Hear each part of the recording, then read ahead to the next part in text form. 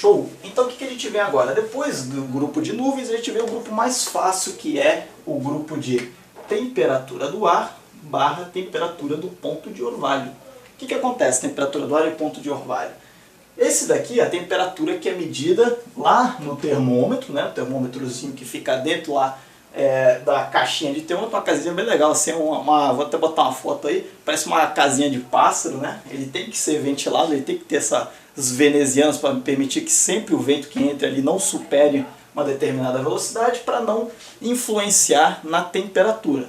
Que nem eu falei dos instrumentos que tem lá na estação meteorológica, a gente tem o termômetro de máximo, o termômetro de mínimo, de bulbo seco e de bulbo úmido. Essa diferença do bulbo seco e bulbo úmido é chamado psicrômetro.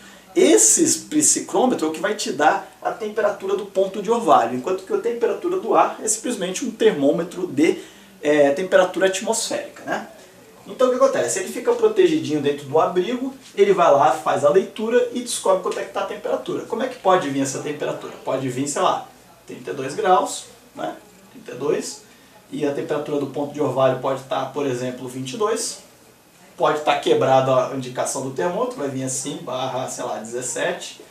O ponto de orvalho pode estar quebrado e o outro não, pode vir 28 barra, barra, barra. Ou então os dois podem estar quebrados, vai vir 5 barras oblíquas, né? Agora, o que pode vir também? O que acontece se a temperatura está negativa? Está menos 3 graus. Então vai vir um M na frente. M03 barra M08. Minus 3, minus 8. Lembrando que a temperatura do ar nunca está abaixo da temperatura do ponto de orvalho, tá? Ah, mas aqui está menor, olha só, a temperatura está menos 3, aqui está menos 8. Pessoal, o que é menor? Menos 3 ou menos 8? Se a gente tem lá uma escala aqui, né, que começa aqui assim, né, aqui está o 0. 0, 1, 2, aqui tem menos 1, menos 2, blá blá blá blá, menos 8. Quem que é menor, pessoal? Menos 3 ou menos 8 é menor? Menos 8, pelo amor de Deus, né? Qual que está mais frio? Está mais frio no menos 3 ou está mais frio no menos 8? Menos 8, né? Então sempre o ponto de orvalho, ele sempre vai ser igual ou menor que a temperatura, tá? Agora a temperatura do ar nunca pode ser menor que a temperatura do ponto de orvalho. Por que, GT?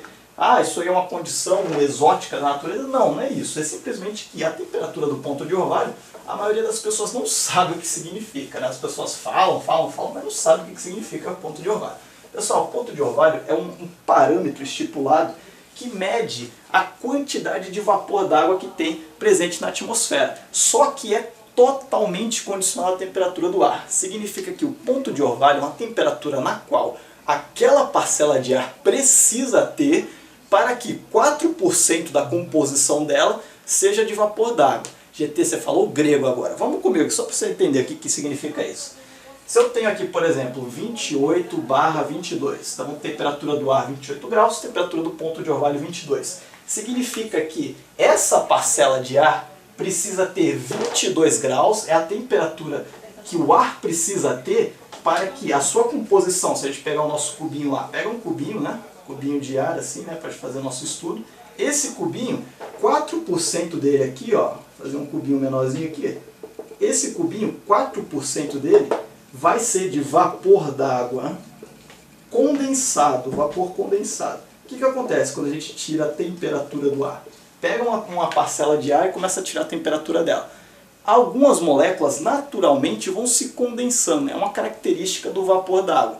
O vapor d'água pode se encontrar de forma líquida ou forma gasosa. Agora você vai tirando o vapor, vai tirando a temperatura do vapor, naturalmente essas partículas vão utilizar essa energia, que é a temperatura e energia, né? A energia cinética dos gases, ou então da matéria, né, que está se movimentando, os átomos que estão se agitando que formam calor, né? Então o que acontece? Para ter essa agitação de partículas tem que ter energia. Então o vapor d'água vai retirando essa energia do ar, vai absorvendo essa energia para se condensar, para virar uma gota de vapor, uma gota líquida de vapor d'água, né? Então o que acontece? Se eu vou resfriando esse ar, naturalmente uma porcentagem dessas moléculas vai se condensando.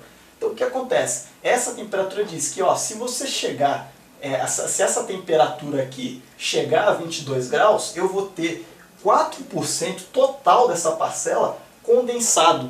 Então eu fui tirando o calor, fui cedendo o calor para as moléculas de vapor d'água, se eu ceder tanto calor que vai de 28 até 22 graus, se eu diminuir essa minha temperatura até 22, eu vou ter cedido calor suficiente para que 4% do meu cubo tenha condensado, tenha virado vapor d'água condensado, tá bom?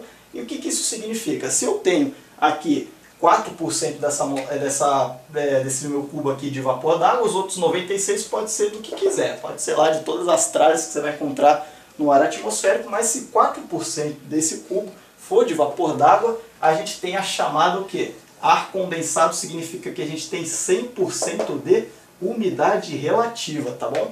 A umidade relativa significa que o quê? Quer dizer que se 4% dessa parcela é composta de vapor de água condensado, significa que a umidade relativa é 100%. Então quer dizer que o quê? Se relativa é em relação a esse 4%. Se 4% for condensado, significa que a umidade está em 100%. Tá? Se 2% dessa parcela aqui do meu cubo, se 2% dele tiver condensado, significa que está em quanto a umidade relativa? Significa que está em 50%. Né? 4% representa 100% de umidade relativa.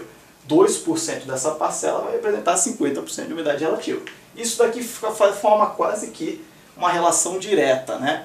Não é bem assim que funciona, existem umas regras para você calcular a umidade relativa. Mas aqui é só um exemplo para você entender como é que funciona. Qual que é a diferença de 4% de vapor d'água condensado para 100% de umidade relativa, porque isso cai na prova da ANAC, tá bom? Então beleza, agora você já sabe o que é o ponto de orvalho. O ponto de orvalho é a temperatura necessária que o ar atmosférico precisa ter para que 4% da sua composição seja vapor d'água condensado, tá bom? Isso é ponto de orvalho. Por isso que nunca dá para a temperatura do ar ser abaixo do ponto de orvalho, senão você teria o quê? Isso aqui quer dizer que teria 120% de umidade relativa. Isso faz algum sentido para você dizer que o ar está com 120% de umidade relativa? Não, porque se a gente está medindo porcentagem, ela vai daqui, que é o 0, até o 100%. Tá? Então se está aqui, está no máximo. Não tem como você extrapolar o máximo. Né? Então não existe 120% de umidade relativa. Por isso que essas temperaturas podem se igualar, mas nunca podem ser... o ar pode ser mais baixo que a temperatura do ponto de orvalho. Aí que entra a questãozinha do menos, né? Lembra que o sinal de menos fica tudo ao contrário, né? Menos 8 é menor do que menos 2, tá? Beleza? Isso aqui é a minha dicasinha do GT. E a gente pode seguir aqui, sem mais delongas, sobre esse quesito aqui, temperatura do ar, ponto de orvalho. No meu metal eu vou botar 28/21. Uma coisa interessante de você observar, se você não entendeu muito bem, mas quer seguir assim mesmo, é o seguinte: sempre que você encontrar a temperatura do ar muito próxima da do ponto de orvalho, se existir essa diferença dessas duas estiver muito pequena, isto é, as duas estão muito próximas uma da outra, você vai ter um ar muito úmido. Então vai ser o quê? Geralmente, se você encontrar isso daqui, por exemplo, ó, 18/18, pode ter certeza que vai estar um nevoeiro desgraçado, porque a temperatura do ar encontrou a temperatura do ponto de orvalho, então 4% dessa parcela da água condensada, vapor d'água. Então significa o quê? Nevoeiro, quer dizer que tem uma nuvem aqui, concorda? Lembra na aula de cálculo de NCC? Olha o linkzinho aqui, a bolinha aqui em cima. Vai lá para calcular NCC, o nuvem convectiva, né? Então o que acontece? Está igual, quer dizer que vai condensar. Então isso aqui significa que o ar está úmido. Agora, se você encontra uma diferença muito grande dos dois, por exemplo, 36/07, quer dizer que o ar está muito seco, a temperatura do ar está 36 graus. Mas para ter 100% de umidade relativa, tinha que estar 7 graus. Olha só, está muito distante um do outro, né? Quase 6 vezes mais... a temperatura do ponto de orvalho está menor do que a temperatura do ar, né? Então assim, quer dizer, está extremamente seco. Eu já encontrei uma vez em São José dos Campos a seguinte condição. Estava assim, ó, 31/-3. Eu já encontrei isso daqui, quer dizer o quê? Estava 31 graus, mas para ter 100% de umidade relativa, o ar tinha que estar a -3. Então o ponto de orvalho estava negativo em relação à temperatura do ar. Quer dizer que a gente tinha o quê? Índices desérticos de umidade. O negócio estava crítico, a umidade aqui estava em torno de 20%. Para você ter ideia, no Saara a gente encontra 30% de umidade. Então você vê que estava bravo o dia, né? Beleza. Tranquilo, pessoal? Isso aqui não tem mistério, né? Por fim, para a gente fechar aqui, a gente tem aqui o grupo de pressão atmosférica. A pressão atmosférica ela não tem mistério, essa aqui é a pressão reduzida ao nível do mar. O que significa pressão reduzida ao nível do mar? Você que já fez 500 vezes aquela aula de altimetria que tá top também, que nem a Top Fly, que nem essa escolinha maravilhosa aqui. Inclusive, se você quiser comprar uma canequinha dessa, Pilot Shop Sorocaba, Neve 2018 é o seu cupom. Se você encontra que a pressão atmosférica está reduzida ao nível do mar, significa que eles pegaram o nível da estação e encontraram qual seria a respectiva pressão daquela estação ao nível do mar, né? Porque a estação ela pode estar no nível do mar ou não. Uma estação que esteja em São Paulo, como São Paulo tem uma altitude, a gente já sabe que naturalmente com a altitude a gente vai perder pressão. Então sempre que você fosse ler a pressão atmosférica de São Paulo, sempre ia estar um valor baixo. Só que para a gente não interessa o valor real da estação. Eu quero saber quanto que aquela estação está diferenciada do que seria o padrão, que é o 1013. Então eles pegam esse valor e fazem o que chamam de redução ao nível do mar. Então com a redução ao nível do mar, todo mundo está padronizado lá no 1013, você sabe se a pressão está alta ou está baixa, se o avião vai sofrer para subir ou se ele vai pousar de boa. Então a gente tem que ver sempre em relação ao nível do mar. Então, pressão reduzida ao nível do mar, conhecida como QNH, tá bom? QNH do aeroporto. Essa pressão atmosférica ele pode vir de duas formas, pode vir, dependendo da local da região do mundo que você está voando, pode vir em hectopascal, que é igual a milibar. Milibar e hectopascal são sinônimos, que no caso vai vir, por exemplo, 1013,2 HPA, ou pode vir 0,2, só que no caso do METAR, a gente só utiliza o 1013, tá? Ele desconsidera a casa decimal, ou então pode vir em polegadas de mercúrio, que vai vir em 29,92 polegadas de mercúrio, né? Não é milímetros de mercúrio, é diferente, tá? Isso aqui é polegadas de mercúrio, tá? Só que no METAR também, novamente, eles desconsideram o ponto, pode vir assim. Então você pode encontrar 1013 ou então 2992. Se for utilizado o hectopascal, ele vai vir assim, como Q1020, por exemplo, Q1008. Se for em polegadas de mercúrio, vai vir um A na frente, tá? De altimeter. Vai vir altimeter 3003, altimeter 2987 e por aí vai. Aí é bom você ter no seu avião uma plaquinha de conversão, né, de milibar para polegadas de mercúrio, ou então de polegadas de mercúrio para milibar e vice-versa, né? Beleza? É só isso que tem de pressão atmosférica. E também tem o clássico caso do instrumento estar quebrado, vem lá o clássico Q em 4 barras oblíquas, né? Também pode vir aqui. Beleza, eu vou botar aqui, já que está tendo trovoada, logo que começa a trovoada, ela já é um centro de baixa pressão convergente. Então se converge, vai geralmente começar a trovoada com pressão baixa, depois que a pressão baixa se elevar, começar aquela condensação, cair o mundo, a tendência é a pressão subir. Então como está no começo aqui, está no final da minha trovoada, né, porque já está com trovoada leve, está com névoa úmida, quer dizer que o ar está estável, eu estou levando em conta que esse METAR, essa espécie, está sendo feito no final, no estágio de dissipação da trovoada. Então a pressão geralmente está mais alta, eu vou botar 1017 aqui, a minha pressão, que 1017. Pessoal, para acabar a METAR, sempre tem que ter um sinal de igual aqui. Eu já vou falar desse sinal de igual por quê. Mas isso daqui é um METAR espécie normal. Só que no Brasil ainda existem duas informações que, por convenção, foram escolhidas de serem utilizadas na informação METAR espécie, que é o grupo de informações adicionais, tá? Quais são as informações adicionais que o Brasil utiliza? São duas. A primeira é a informação de wind shear e por último a de tempo recente. Olha só, tempo recente é diferente de tempo presente. Qual que é a diferença dos dois? Vamos começar aqui pelo tempo recente. Tempo recente significa o seguinte, olha só, eu estou tendo trovoada aqui, não é? Quando passar o METAR, ou então entrar outro espécie, ele vai, vamos dizer que passou a trovoada, vai morrer essa trovoada aqui, mas ele vai colocar no tempo recente o que estava acontecendo, para informar para o piloto. Então vai vir, por exemplo, assim, ó, RE. RE vem de recent. Então, por exemplo, RE-TSRA significa o quê? Recent Thunderstorm. Então quer dizer que estava tendo trovoada com chuva recentemente.